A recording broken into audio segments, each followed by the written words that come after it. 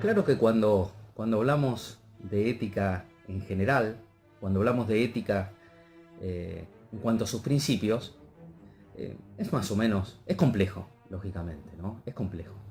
Pero no tiene la complejidad que tiene cuando vamos a los distintos aspectos o situaciones concretas de la vida real. Nos podemos preguntar dónde está lo bueno y lo malo, si se puede conocer, qué relación tiene con los valores, con las virtudes, qué función cumple el objeto, el fin, las circunstancias. Nos podemos preguntar qué relación tiene con la libertad, la responsabilidad, el lucro, la manera de pensar la relación de una persona, de un individuo con la organización.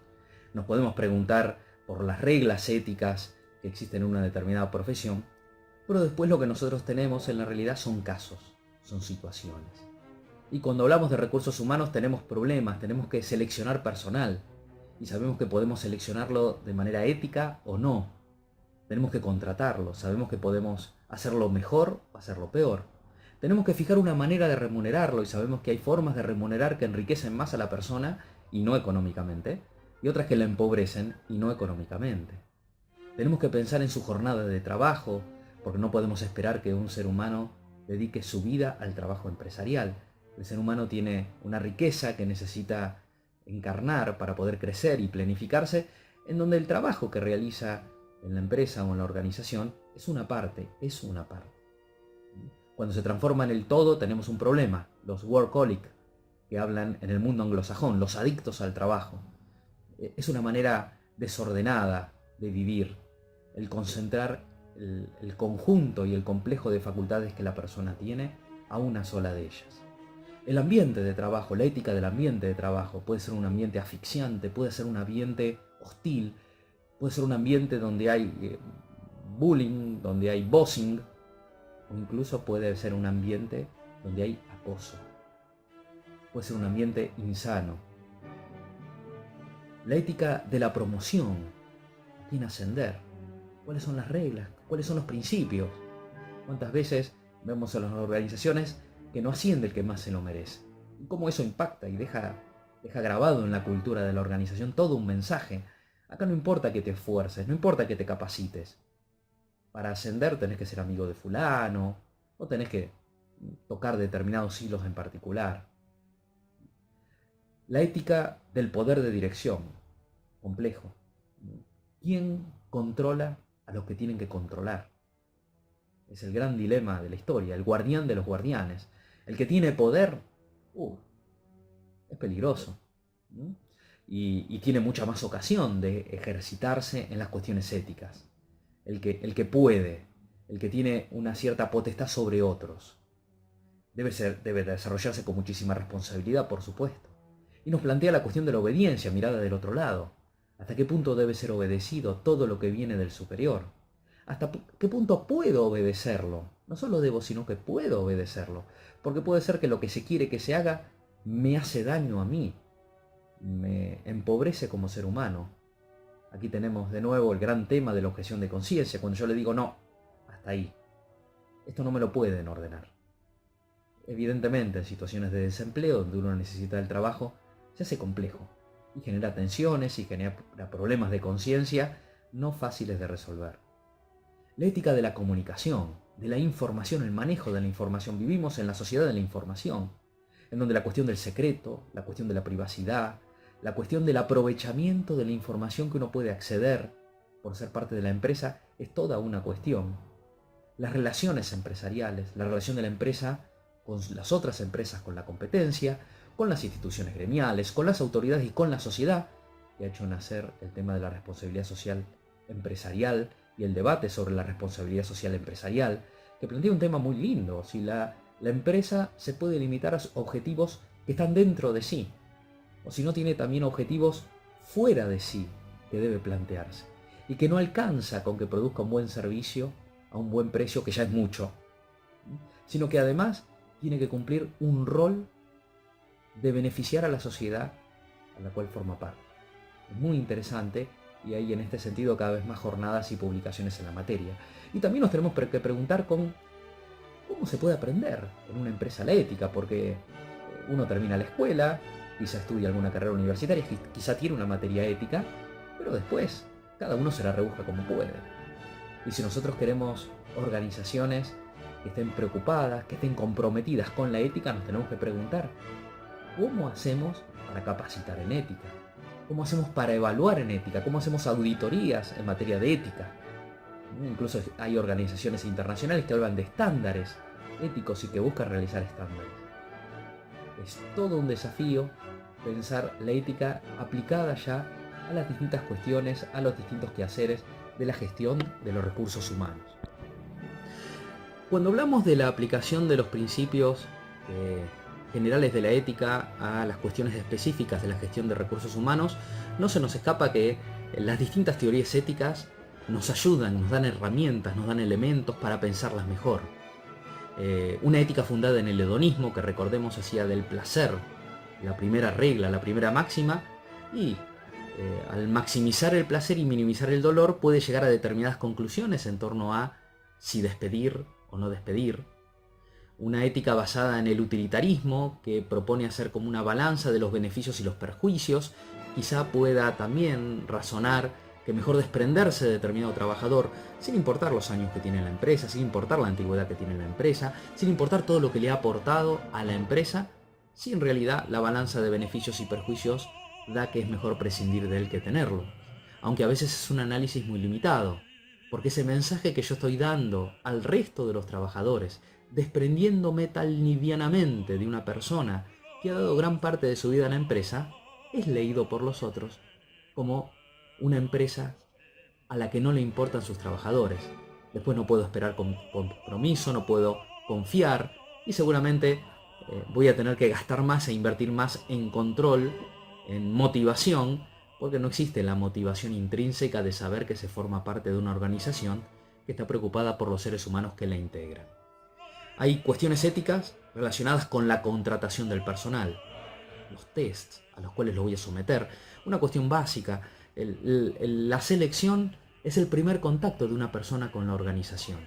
La primera imagen que tiene es la que se lleva cuando está siendo seleccionado.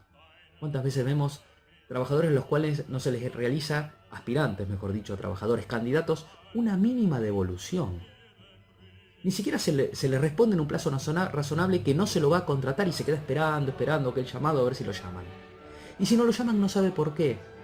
Y entonces no sabe en qué tiene que mejorar, si puede mejorar en algo, qué parte de su perfil no es el perfil buscado, el perfil ideal. Qué bueno, qué razonable sería que las organizaciones se tomen estas cuestiones éticas de la selección del personal con mayor compromiso. No necesariamente porque sea malo no hacerlo, pero es mejor hacerlo. Enriquece, ennoblece, además de dar una mejor imagen. Y en esto de la contratación también la manera, una vez seleccionado, una vez incorporado a la organización, cómo se va a incorporar.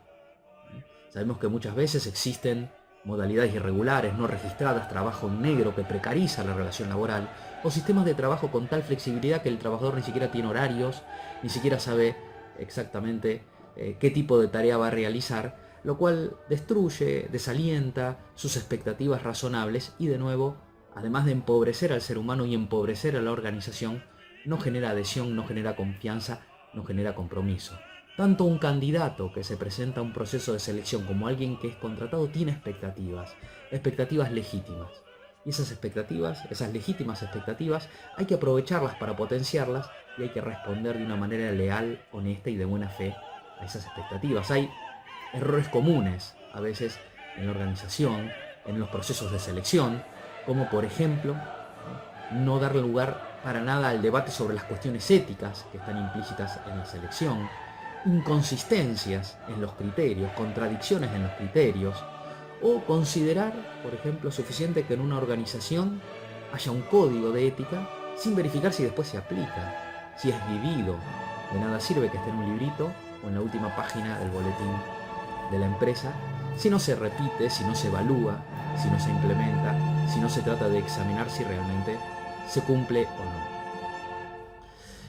La remuneración. Sin duda que debe haber motivaciones más profundas para trabajar que el dinero que se recibe a cambio. El trabajo tiene que enriquecer por sí mismo, la motivación intrínseca. Pero no es menos cierto que en el mundo que nosotros vivimos, el trabajo suele ser la forma habitual a través de la cual las personas satisfacen sus necesidades. Y por tanto la remuneración es un elemento importante. Y sabemos que la remuneración tiene que transmitir algún grado de tranquilidad, formas demasiado flexibles de remuneración, basadas exclusivamente en comisiones o en cumplimiento de objetivos, desarrollan y ejercen una presión sobre el trabajador que no le permite tener la tranquilidad necesaria para poder llevar adelante su trabajo adecuadamente. Y después no extraña que este tipo de organizaciones tengan una alta rotación, que los trabajadores no le duren, que no los fidelicen. Al mismo tiempo, por supuesto, los estímulos y los premios, por supuesto, pueden ser remuneratorios o no, pero aún los remuneratorios ayudan a la búsqueda permanente de la excelencia, a la búsqueda permanente de la superación. Aquí aparece un tema muy interesante, muy complejo éticamente, que es el tema de la oculta compensación. ¿Qué pasa cuando un trabajador no recibe lo que realmente le corresponde y se lo procura por sí? Y se obtiene beneficios, se los cobra de otra manera, por ejemplo, utilizando el teléfono de la empresa para fines personales, o sacando fotocopias para fines personales con fines de la empresa, o digamos, gastando más dinero que lo que realmente correspondería como viáticos. No entremos aquí en falsificar los viáticos porque tendríamos otro tema de la mentira.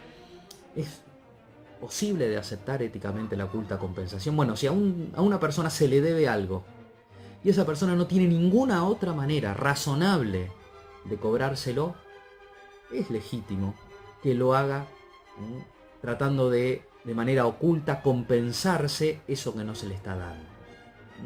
Que un trabajador al cual no se le paga horas extras cuando corresponde, que después en parte de su horario de trabajo se dedique a estudiar, puede ser una oculta compensación si no tiene ninguna otra manera de corregir esa dificultad que se le presenta, como muchas veces no existe. Pero es un tema sin duda éticamente bastante arduo.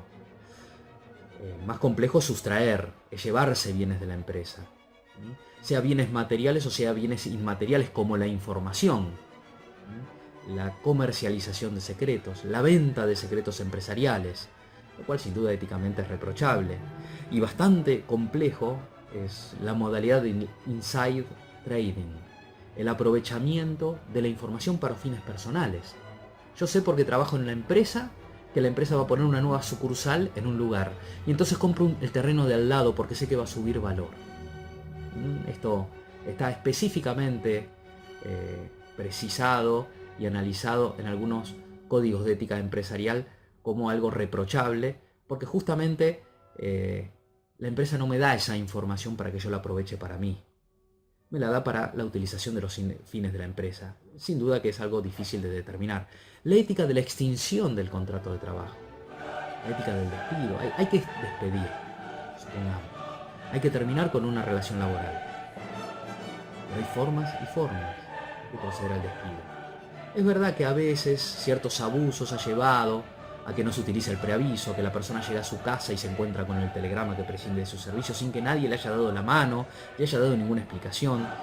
A veces se ha tenido que recurrir a eso por los inventos de licencias, de enfermedades, pero en la medida de lo posible hay que tratar de que no sea traumática. Si la empresa tiene que prescindir de algún trabajador, no porque haya cometido una falta, sino porque tiene una reducción de su volumen de venta o porque está proyectando un cambio en su política comercial, qué bueno que sería que se lo explique al trabajador, que lo ayude a conseguir un nuevo trabajo a través de contactos que tenga. Es una manera más humanizada de realizar ese acto que muchas veces es violento. Y no deja de tener también cuestión y no deja de traer cuestionamientos otra cara de la extinción de la relación laboral, que es la renuncia.